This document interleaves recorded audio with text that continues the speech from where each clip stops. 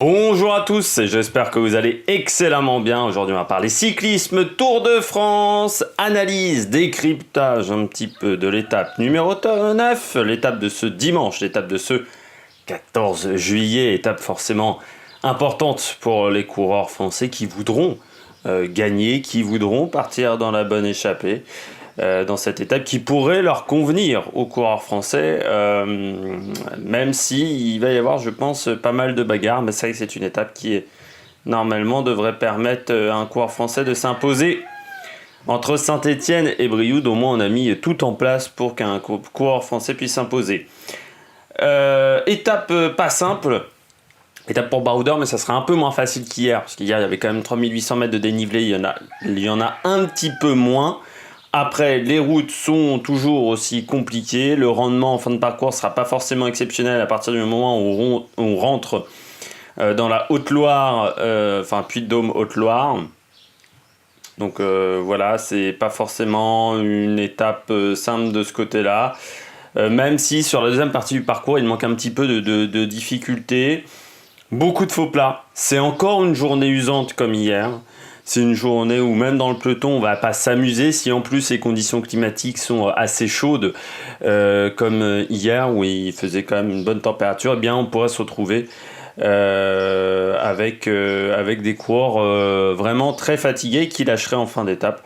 Normalement, c'est une échappée qui s'impose du côté de Saint-Étienne et Brioude, mais on ne sait jamais si un leader décide de passer à l'attaque ou si les équipes de sprinters, surtout l'équipe de Sagan ou l'équipe de Matthews, veulent remporter cette étape. Allez, vous avez le profil tout de suite à l'écran. Alors on part de Saint-Étienne, 583 mètres pour aller du côté de Brioude, 442 mètres d'altitude. On pourrait croire qu'on descend, oui, mais on va avoir une bonne journée. Alors ça commence dès le départ, on est plutôt en descente, mais il y a déjà une petite bosse qui n'est pas répertoriée au classement de la montagne. C'est la montée vers Chambles. Puis on a ensuite le mur d'Aurec-sur-Loire, côte de première catégorie, 3 km 2 à 11% de moyenne avec du gros pourcentage au bout d'une trentaine de kilomètres. Cette montée pourrait permettre aux coureurs qui veulent partir dans l'échappée de prendre la bonne échappée. Ensuite, il y a beaucoup de plats pendant, on va dire, 60 km, sauf qu'on pourrait croire que c'est du plat, mais c'est en fait des longs faux plats, donc des routes qui ne rentrent pas vraiment. On a le sprint intermédiaire au kilomètre 92 à Arlan. Est-ce qu'on aura encore Peter Sagan ou Michael Matthews? Ça, c'est une question à se poser. Ensuite, la côte des Guillomanches, 7 km 8 à 4,1 de moyenne. C'est long, mais c'est pas très pentu. Troisième catégorie. Puis ensuite, la Chaise de Dieu. On fera un premier passage dans Brioude. Puis ensuite, on attaque un circuit. Les routes vont se rétrécir pas mal.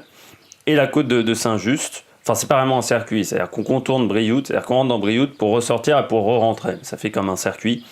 Et la côte de Saint-Just, 3 km 6 à 7 de moyenne. Troisième catégorie, elle donnera les bonifications.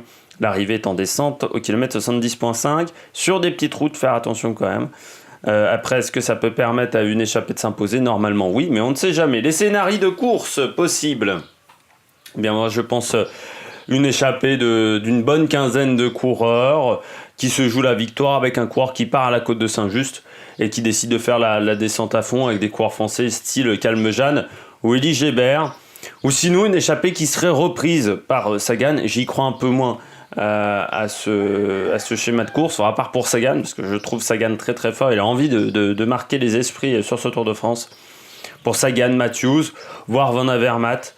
Ou un Tige Benoot qui pourrait partir dans la petite bosse dans la descente comme vous pouvez le voir. Alors les favoris sur cette étape, eh bien moi je mets Peter Sagan, je mets parce qu'il est en très grande forme, Peter Sagan, on l'a vu, sa victoire d'étape, et puis on sent qu'il en a coché quelques-unes des victoires des étapes pour s'imposer. Je mettrai également Van Avermaet, mais dans un groupe, pas au sprint avec Sagan et Mathieu, je pense qu'il est un peu en dessous.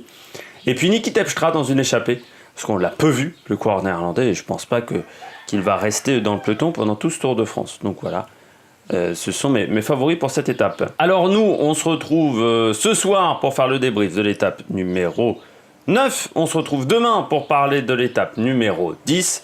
N'hésitez pas à vous abonner, n'hésitez pas à mettre un pouce bleu, ça fait toujours plaisir. N'hésitez pas à réagir dans les commentaires. Puis nous, on se retrouve donc demain soir. Allez, ciao ciao sur la meilleure production.